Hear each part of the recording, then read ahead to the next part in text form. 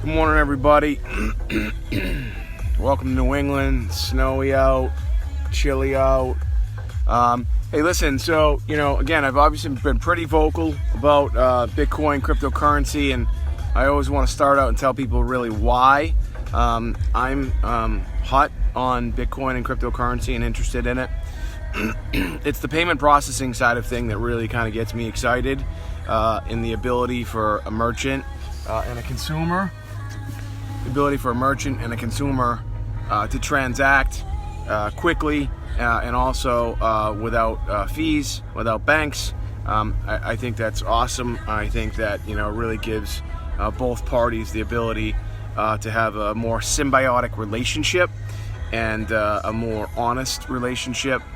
And the ability for the market to correct itself is also awesome. In other words, if you are a customer of mine and I take Bitcoin as a form of payment from you, and we have that one-on-one relationship, and I don't fulfill my side of the obligation. In other words, I don't ship product or I sell you something that is something that you did not expect. Okay, well, in this world that we're living in with technology and more like social media, and also you still have things like the BBB, and you still have some of the government agencies that are out there that can protect you, the CFTC, the FTC, AGs, things like that.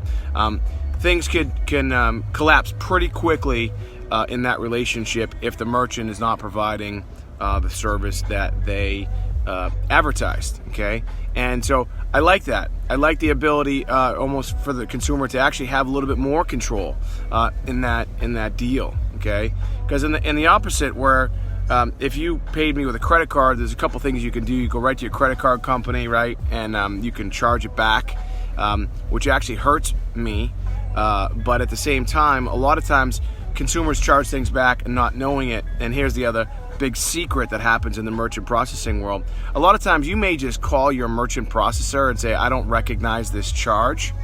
And then what the banks do, because they make a fee from this deal, they say, don't worry about it, just charge it back. And what happens is instantly you get your money back, right? And then we get dinged for anywhere between $25 and $35. Now, we process thousands and thousands of transactions a week, and chargebacks are a concern for any business, and it's something that you need to monitor. It's also a way for you from a business to really kind of monitor whether you're doing the right thing. However, the banks, okay, are just arbitrarily, unilaterally sometimes just telling the customer, go ahead and charge it back, right? Because you'll get your money back, they'll get their fee, and then what will happen is, me as a merchant, we'll go out and defend it. In other words, we'll argue why, no, that shouldn't have happened, and then we ultimately end up getting the money. But we're out $35, and you as a consumer, a lot of people don't know, you as a consumer, your credit could be adversely affected as well. So it's a big game that's going on in the banking world. It's huge. It's trillions of dollars, okay?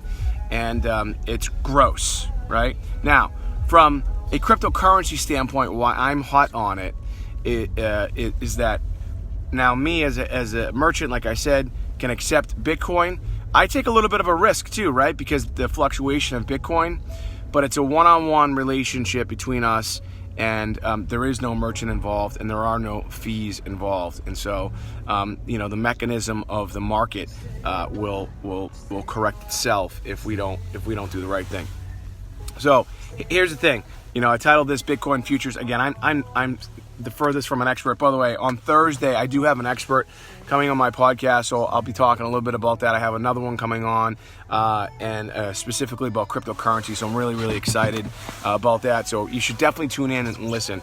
But today in particular, okay, I've been talking a lot about this. For those of you who don't really understand cryptocurrency, I'm not, again, a cryptocurrency expert, again, by any stretch, but I'm definitely learning about it, and I've been letting people know that Bitcoin Futures, which is now being offered today, 6 p.m. Eastern Standard Time by CBOE, which is one of the two Chicago exchanges that will be offering Bitcoin Futures. What that means is there are going to be institutions and professional investors that are going to bet on either side of Bitcoin, whether it's going to go up or whether it's going to go down, okay? Shorting it. You've heard of people shorting things. And they can do it pretty inexpensively. They can get in pretty inexpensively. So what's going to happen is, and this has already happened, is the volatility of Bitcoin is going to even become even more precarious. Now, it's actually already happened, right? Over the past couple of days, even actually yesterday in particular, Bitcoin crashed. If you've been watching Bitcoin like I have, this is not an abnormal thing. In fact, this is something that I think that if anyone, I had mentioned crystal balls, I think this was totally predictable what has happened. And I've talked to some of you who have got in. I know some of you have gone bigger than others. And most of you my friends that have got in right around maybe the 9,000 range, and some of you have got in at 16,000 and spent $100. That's okay, when you're buying it on Coinbase, by the way, with the Coinbase app, that app in particular is not a trading app. It's more of a buy and hold type app. So if you're buying something, with Coinbase, you're not going to want to trade it on Coinbase. In other words, if you want to sell it, there's other ways to sell it inexpensively. Okay, so what's really going to happen today at 6 p.m. Eastern Standard Time, when Bitcoin futures go live, the volatility may increase even more. What's going to happen? That's where my crystal ball has failed me. Is it going to go up? Is it going to go down? And by the way, on the 18th as well, the Chicago Mercantile Exchange, I think that's how you say it, Mercantile, right? Or the CME Group, they're also going to offer Bitcoin futures. Now, here's the good news about all this stuff. What this means, though, is that major financial institutions are in fact paying attention to cryptocurrency. They are in fact paying attention to Bitcoin and understand the utility of it and understand the need for it and understand that people want it, okay? So that's actually a good thing.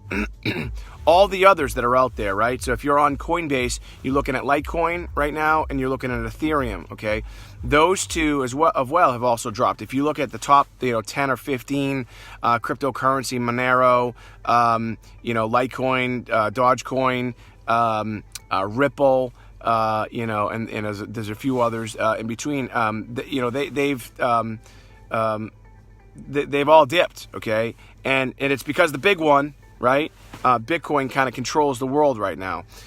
So the purpose of all this stuff is I just want you to pay attention to it and just watch what's going on. Okay, if you want to get in, you want to buy more, that's really, again, up to you. And people have been asking me, Mike, why are you doing this? Look, I don't make money if you're buying stuff. Okay, I don't have a huge position in Bitcoin. I wish I did. I definitely have positions in all of them, but nothing that I could somehow impact the market.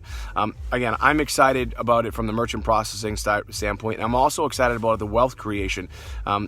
Average, everyday, ordinary people are able to participate in this, and I think this is really going to help level the playing field and really create wealth like we've never seen before. So I get excited about that because I am that average, everyday guy, and who have I've gone from nothing and done some great things, but I'm just getting started. And for me to see some of my friends that have the ability to participate in something that usually the rich, the famous, and the elite only can participate in, that also really, really excites me. So pay attention to it. Watch what happens. The volatility again today is probably going to go crazy again today. Who knows if it's going to run up, if it's going to run down again. And also take a look at the other two and see what's going on, because Ethereum and Litecoin shot way up, and then they also dipped as well. Like everything dipped because of the futures. So I hope this was helpful. Share it, with your friends, people that have got in. And by the way, here's another thing too. If you're in Coinbase, a lot of you have seen me posting, hey, you can get $10 worth of free Bitcoin. Okay, so if you haven't got in yet, and if you text coins, COINS, to 555-888. It's going to send you to a link. That link is essentially my affiliate link where you can earn $10 in free Bitcoin and I can earn $10 in free Bitcoin. It's kind of a fun thing. It's a win-win situation. How does it work? If you spend $100 at any time within like 180 days, Coinbase is going to send you $10 and I'm going to send you $10. So it's kind of a win-win. But here's the other fun thing about it. Once you do sign up, you also have an affiliate link. It's not like an MLM situation like with my company Cloisonne. Like if you send it out, then I make money after that. None of that stuff happens. But if you do get in, you have friends that I don't have, and vice versa. There's no reason why not to send it out and say, hey, look, I've signed up, for Coinbase, and I'm interested in Bitcoin, and then you send out that link. For me, also one of the most fun things that's going on right now is when I get an email that says that that I just received $10 from Coinbase as a result of so and so signing up. So that's kind of just a fun thing, and $10. In 2010 in Bitcoin would be worth 80,000 today. Okay, so it could be a real big thing for you. So I hope this is helpful. Again, share this with people that you feel as though can benefit from it. I'm going to continue to watch it. I got a lot of other great things going on with me and my business, and some other exciting things that we're going to be talking about in the near future. Excuse me, I'm still kind of fighting the sore throat a little bit, but again, hopefully it was helpful. Share it, and then again, the Alden Report. If you haven't listened to the Alden Report, we're on iTunes. You can go to my website, michael-alden.com. Check it out. I got a lot of great interviews in there. Some big players within the world of business and thought leaders and entrepreneurs. You should check it out. But this Thursday, I have one of my first experts coming on about cryptocurrency. We want to talk a little bit about it, and they're going to educate me and hopefully educate you. So have a terrific morning, and we'll see you soon.